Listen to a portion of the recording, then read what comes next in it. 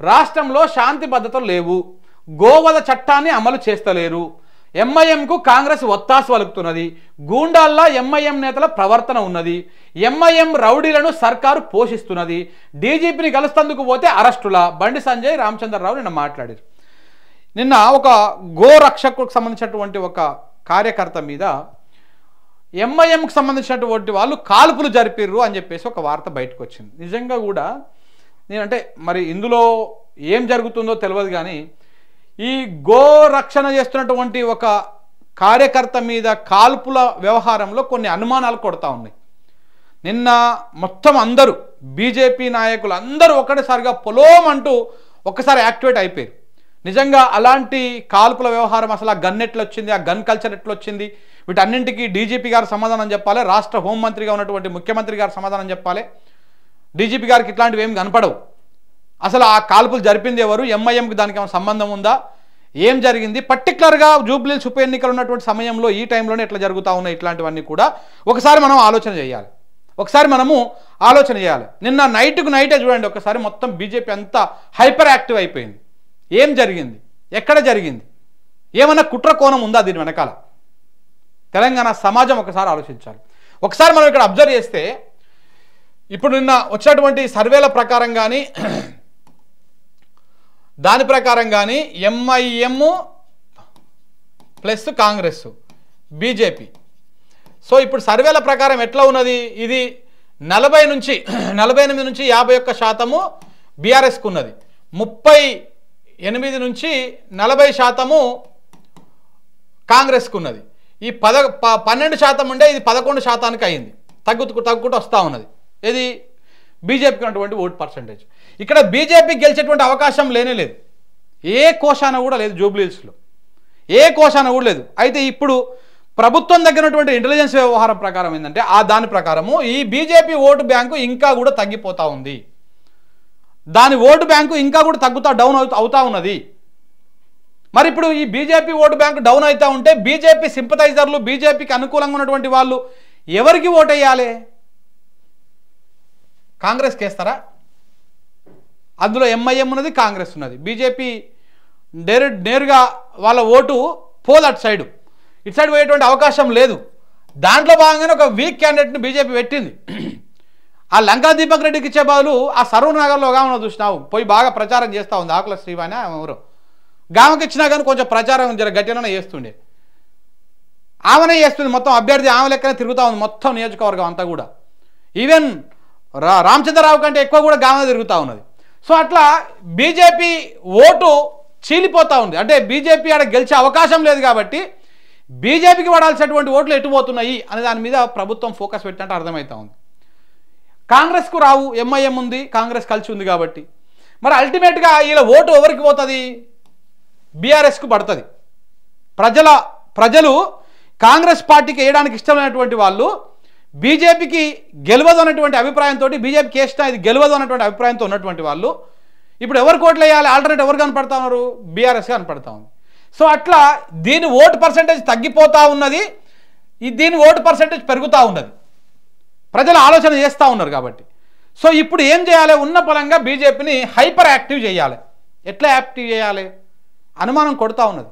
మొన్న జరిగినటువంటి ఇన్సిడెంటు, ఈ తుపాకులు, ఇవన్నీ ఎట్లా బయటకు వస్తున్నాయి, ఏ రకంగా అవుతా ఉన్నాయి? ఈ గన్ కల్చర్ ఏంది? తెలంగాణలో ఎన్నడూ లేనటువంటి విధంగా 10 ఏళ్లల్లో 2014 నుంచి 2023 డిసెంబర్ దాకా ఎన్నడూ లేనటువంటి గన్ కల్చరు ఇప్పుడు ఎట్లొచ్చింది? ఏ రకంగా కాల్పులు జరుగుతూ ఉన్నాయి? ఎంఐఎం సంకలనే ఉంది కదా కాంగ్రెస్ పార్టీతోనే పొత్తు పెట్టుకుంది కదా. మరి ఎంఐఎంకి సంబంధించినటువంటి వాళ్ళే కాల్పులు జరిపిర్రా ఈ గోరక్షకుడు ఆ కార్యకర్త మీద? ఏం జరిగింది? బీజేపీని హైపర్ యాక్టివ్ చేయడం కోసం ఇలాంటిది ఏమైనా కుట్ర కోణం ఉందా దీని వెనకాల? దీన్ని ఛేదించాల్సినటువంటి బాధ్యత రాష్ట్ర ప్రభుత్వం మీద, డీజీపీ గారి మీద, హోంశాఖ మంత్రి అయినటువంటి ముఖ్యమంత్రి గారి మీద కూడా, రేవంత్ రెడ్డి గారి మీద కూడా ఉన్నది. అసలు ఏం జరిగింది? ఈ కుట్ర కోణం ఏంది?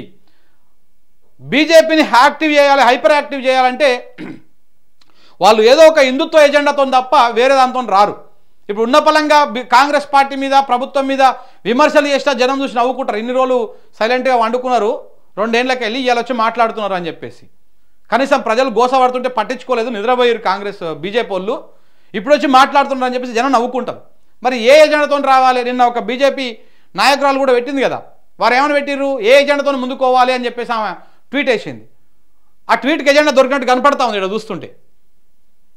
అంటే ఒక ఒక ఒక యాక్టివ్ కావడం కోసము ఏం చేస్తూ ఉన్నారు? ఇది వెనకాల ఏదో పెద్ద పెద్ద కుట్ర కోణం ఏమైనా ఉన్నదా అనేటువంటి అనుమానాలు కలుగుతూ ఉన్నాయి. దాని మీద క్లారిటీ ఇవ్వాల్సినటువంటి అవసరం ఉన్నది. నిన్న ఒక్కసారిగా యాక్టివ్ అయిపోయారు, అందరూ యాక్టివ్ అయిపోయి హైపర్ యాక్టివ్ అయిపోయినటువంటి పరిస్థితి ఇక్కడ చూస్తూ ఉన్నాం. ఇక రాష్ట్రంలో మాఫియా రాజ్యం, డీజీపీ పెద్ద పెద్ద డైలాగులు కొట్టిండు. కాకి బుక్ ఎక్కడ పోయింది? మంత్రుల సెటిల్మెంట్లు దందాలు డీజీపీ కనిపిస్తలేవా? బహిరంగంగా బెదిరింపులు, టెండర్ల రిగ్గింగులు, సీఎం ఇల్లు సెటిల్మెంట్లకు అడ్డాగా మారింది. రాష్ట్రంలో గన్ కల్చర్ నడుస్తున్నది. పారిశ్రామికవేత్తలను బెదిరిస్తున్నారు. మంత్రి కూతురే స్వయంగా చెప్పింది. డీజీపీ మాత్రం పట్టించుకోవడం లేదు. ఓపెన్గా ఇంత జరుగుతుంటే బండి సంజయ్, అమిత్ షా ఎందుకు మాట్లాడడం లేదు? మంత్రుల సెటిల్మెంట్ల మీద ఆ కొండా సురేఖ కూతురు మాట్లాడిన దాని మీద మాట్లాడిండా బండి సంజయ్ గారు? మాట్లాడలే, అస్సలు మాట్లాడాడు. బీజేపీ వాళ్ళు మాట్లాడినా మాట్లాడలే. నా రఘునందన్ మాట్లాడు, అరవింద్ మాట్లాడు, వాళ్ళ బీజేపీ ఎల్పీ లీడర్ ఉన్నాడు కదా ఆయన ఏలటి మహేశ్వర్ రెడ్డి మాట్లాడు, ఈయన మాట్లాడు, ఎవరు మాట్లాడు? మంత్రుల దందాల మీద సెటిల్మెంట్ల మీద మేము సెట్ చేసుకొని పోతున్నాం అని చెప్పినా కానీ మాట్లాడారు అన్నమాట. కానీ ఎవరు మాట్లాడతలేరు. ఇదొక అంశం. అయితే బీఆర్ఎస్ గుర్తుతోనే గెలిచిన స్పీకర్కు అదే చెప్పిన, ఏ నిర్ణయం తీసుకున్నా సరే నియోజకవర్గం కోసమే సీఎంని కలిసా, స్వార్థం కోసం అయితే చెప్పుతో కొట్టండి, రాజీనామాకు కూడా నేను సిద్ధం, ఎమ్మెల్యే పోచారం శ్రీనివాసరెడ్డి. ఇన్ని మాటలు ఎందుకు సార్? రాజీనామా చేయండి. మీరు అంత ఆత్మగౌరవంతో ఉన్నటువంటి వాళ్ళైతే, నియోజకవర్గం కోసం ఉన్నటువంటి వాళ్ళే అయితే బరాబర్ రాజీనామా చేసి స్పీకర్ ఫార్మాట్లో స్పీకర్ గారికి అందించండి. రాజీనామా అందించేసి ఎన్నికలు వస్తే మళ్ళీ నిలబడి గెలవండి. బరాబర్ అప్పుడు బాజాబ్తా కాంగ్రెస్ గుర్తు మీదే గెలవండి. అయిపోయా, ముచ్చటే ఓడిచిపోతుంది కదా. నిన్న ఆయన మాట్లాడాడు, నేను నియోజకవర్గం కోసమే పోయినా అని చెప్పేసి. మేడ్ ఇన్ ఇండియా మా నినాదం కాదు, ఇన్వెంట్ ఇన్ తెలంగాణ ఇదే మా నినాదం. పరిశ్రమల ఏర్పాటుకు హైదరాబాదే బెస్ట్. లైఫ్ సైన్సెస్ సమ్మిట్లో మంత్రి శ్రీధర్ బాబు గారు మాట్లాడుతారు. ఆయన పెద్ద కనపడతాడు ఎక్కడ యాక్టివ్గా, కానీ ఏదో నడుస్తూ ఉంది వ్యవహారం. మేడ్ ఇన్ ఇండియా మోడీ గారి నినాదం, మాది కాదు. మాది ఇన్వెంట్ ఇన్ తెలంగాణ అని చెప్పేసి ఇదొక నినాదం మాది. మా దగ్గరకు వచ్చి పెట్టుబడులు పెట్టండి మీరు అని చెప్తారు. పెట్టుబడి పెట్టమంటారు, పెడతాందుకు వాళ్ళు కూడా వస్తారు. మీరు పోయి గన్ను పెడితే ఎట్లా వస్తారండి? పాయింట్ బ్లాంక్లో పెట్టి నువ్వు 100 కోట్లు ఇస్తావా పేల్చేయాలన్నా అంటే ఎవడొస్తాడు? ఎవడు రాడు.